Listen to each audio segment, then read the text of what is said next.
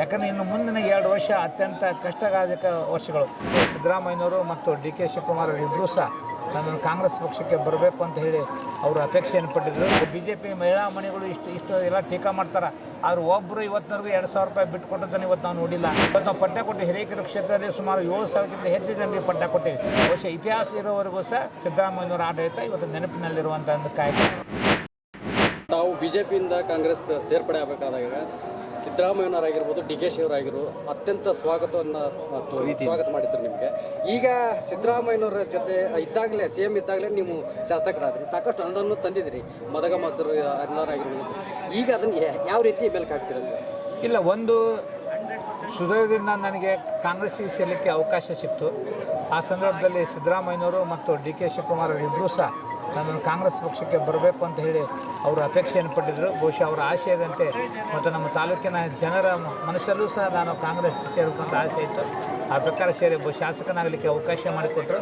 ಶಾಸಕನಾದ ನಂತರ ಒಂದು ಕ್ಷೇತ್ರಕ್ಕೆ ಏನು ಅಭಿವೃದ್ಧಿಯನ್ನು ನಾವು ತರಲಿಕ್ಕೆ ಸಾಧ್ಯತೆ ಅವೆರಡನ್ನೂ ಸಹ ಇವತ್ತು ಮಾನ್ಯ ಮುಖ್ಯಮಂತ್ರಿಗಳು ಮತ್ತು ಉಪಮುಖ್ಯಮಂತ್ರಿಗಳು ಬಹುದೊಡ್ಡ ಅವಕಾಶವನ್ನು ಇವತ್ತು ನನಗೆ ಅವರು ಮಾಡಿಕೊಟ್ಟಿದ್ದಾರೆ.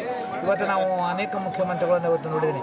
ಬಹುಶಃ ನಾನು ಹಿರೇಕೆರೆ ಕ್ಷೇತ್ರದಲ್ಲಿ ಸುಮಾರು 20ರಿಂದ 25 ಮಕ್ಕಳು ಬೇರೆ ಬೇರೆ ಕಾರಣದಿಂದ ಹೊಂಡದಲ್ಲಿ ಆಕಸ್ಮಿಕವಾಗಿ ಸಾವನ್ನಪ್ಪಿದಂಥ ಸಂದರ್ಭದಲ್ಲಿ ನಾನು ತೊಗೊಂಡೋಗಿ ಅವ್ರ ಕೈಗೆ ಪ್ರಕರಣ ಇಟ್ಕೊಳ್ಳಿ ಕಣ್ಣು ಮುಚ್ಕೊಂಡು 2 ಲಕ್ಷ ರೂಪಾಯಿಗಳನ್ನು ಬರೆದು ಅದನ್ನು ನಾನು ಸುಮಾರು 25ಕ್ಕೂ ಹೆಚ್ಚು ನನಗೆ ಇವತ್ತು ಕುಟುಂಬಗಳಿಗೆ ಇವತ್ತು ಸಹಾಯ ಮಾಡಲಿಕ್ಕೆ ಸಾಧ್ಯ ಆಗಿದೆ. ಅಷ್ಟು ಮಾನವೀಯ ಕಳಕಳಿಗೆ ಇವತ್ತು ಮುಖ್ಯಮಂತ್ರಿಗಳು.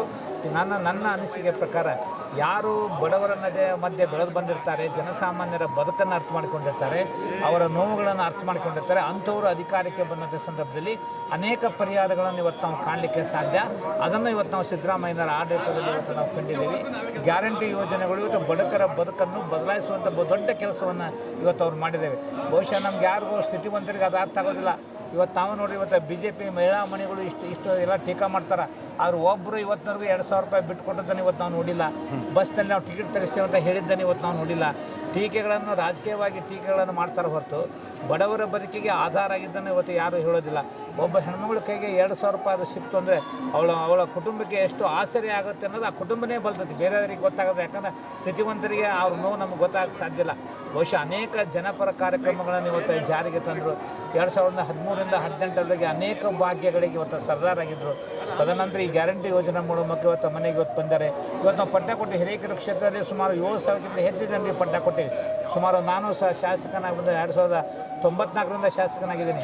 ಅನೇಕ ಹಳ್ಳಿಗೆ ಹೋದಂಥ ಸಂದರ್ಭದಲ್ಲಿ ಜನ ನಮಗೆ ಪಟ್ಟ ಕೊಡ್ರಿ ಅಂತ ಕೇಳ್ತಾಯಿದ್ರು. ಪಟ್ಟ ಕೊಡಲಿಕ್ಕೆ ಸಾಧ್ಯನೇ ಆಗ್ತಾ ಇರಲಿಲ್ಲ ನಮಗೆ. ಬಹುಶಃ ನಮ್ಮ ಸಿದ್ದರಾಮಯ್ಯನವರು, ಉಪಮುಖ್ಯಮಂತ್ರಿಗಳು ಮತ್ತು ಕಂದಾಯ ಸಚಿವರ ಒಂದು ಬಹುದೊಡ್ಡ ಪ್ರಯತ್ನದಿಂದ ಇವತ್ತು ನಾವು ಆ ಜನರ ಬದುಕಿಗೆ ಒಂದು ಭದ್ರತೆಯನ್ನು ಒದಗಿಸುವಂಥ ಕೆಲಸ ಇವತ್ತು ಈ ಸರ್ಕಾರಗಳಿಂದಾಗಿದೆ. ಬಹುಶಃ ಸಿದ್ದರಾಮಯ್ಯನವರ ಸರ್ಕಾರ ಅವರ ನೇತೃತ್ವದಲ್ಲಿ ಅನೇಕ ಜನಪರ ಕಾರ್ಯಕ್ರಮಗಳು ಇವತ್ತು ಸಾಕ್ಷಿಯಾಗಿ ಕೇವಲ ಅವರವರು ಈಗ ಮಾತ್ರ ಅಲ್ಲ, ಬಹುಶಃ ಇತಿಹಾಸ ಇರೋವರೆಗೂ ಸಹ ಸಿದ್ದರಾಮಯ್ಯನವರ ಆಡಳಿತ ಇವತ್ತು ನೆನಪಿನಲ್ಲಿರುವಂಥ ಒಂದು ಕಾಯಕ. ಅದರ ಜೊತೆಗೆ ತಾವು ಮುಖ್ಯಮಂತ್ರಿಗಳಾಗಿ ಮತ್ತೆ ಮುಂದುವರಲಿಕ್ಕೆ ಅವಕಾಶ ಇದ್ದರೂ ಸಹ, ಶಾಸಕರ ಬೆಂಬಲ ಇದ್ದರೂ ಸಹ ಬಹುಶಃ ಹೈಕಮಾಂಡು ಮತ್ತು ಪಕ್ಷವನ್ನು ಬೆಳೆಸುವಂಥ ದಿಕ್ಕಿನಲ್ಲಿ, ಯಾಕಂದರೆ ಇನ್ನು ಮುಂದಿನ 2 ವರ್ಷ ಅತ್ಯಂತ ಕಷ್ಟದಾಯಕ ವರ್ಷಗಳು.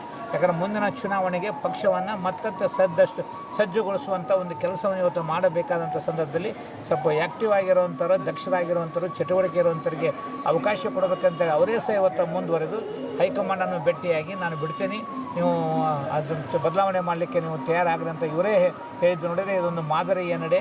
ಇಂಥ ಒಂದು ದಾರಿಯನ್ನು ಬೇರೆ ಯಾವ ರಾಜಕಾರಣಿಗಳಿಂದಲೂ ಇವತ್ತು ನಾವು ಕೊಡಲಿಕ್ಕೆ ಸಾಧ್ಯ.